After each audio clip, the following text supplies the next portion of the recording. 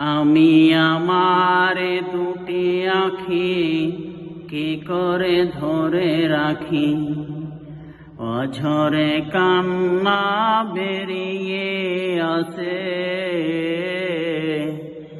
আমি আমার দুটি আঁখি কি করে ধরে রাখি, অঝরে কান্না বেরিয়ে আসে।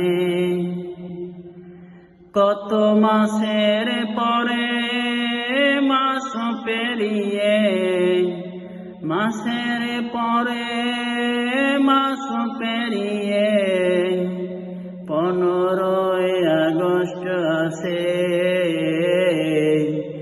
আমি আমার দুটি আঁখি কি করে ধরে রাখি, অঝরে কান্না বেরিয়ে আসে।